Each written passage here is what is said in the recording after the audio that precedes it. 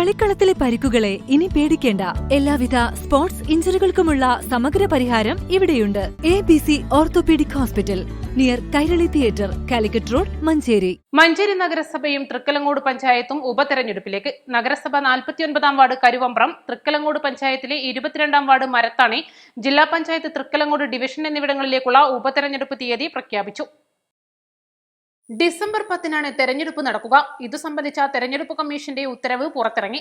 November 22-നാണ് നാമനിർദ്ദേശ പത്രിക സമർപ്പിക്കുന്നതിനുള്ള അവസാന തീയതി. സൂക്ഷ്മ പരിശോധന 23-നും പത്രിക പിൻവലിക്കാനുള്ള അവസാന തീയതി 25-നുമാണ്. വോട്ടെണ്ണൽ ഡിസംബർ 11-നും നടക്കും. 49-ാം വാർഡ് CPM കൗൺസിലറായിരുന്ന P. വിശ്വനാഥനെ തെരഞ്ഞെടുപ്പ് കമ്മീഷൻ അയോഗ്യനാക്കിയതോടെയാണ് വാർഡിൽ ഉപതെരഞ്ഞെടുപ്പിന് കളമൊരുങ്ങിയത്. ഒരേ സമയം നഗരസഭാ കൗൺസിലറായും മലബാർ ദേവസ്വം ക്ഷേത്ര ജീവനക്കാരനായും സർക്കാരിൽ നിന്നും ഇരട്ട പദവി ആനുകൂല്യങ്ങൾ കൈപ്പറ്റിയതിനെ തുടർന്നാണ് സംസ്ഥാന തെരഞ്ഞെടുപ്പ് കമ്മീഷണർ A. ഷാജഹാൻ കഴിഞ്ഞ ഫെബ്രുവരി 22-ന് അയോഗ്യനാക്കിയത്.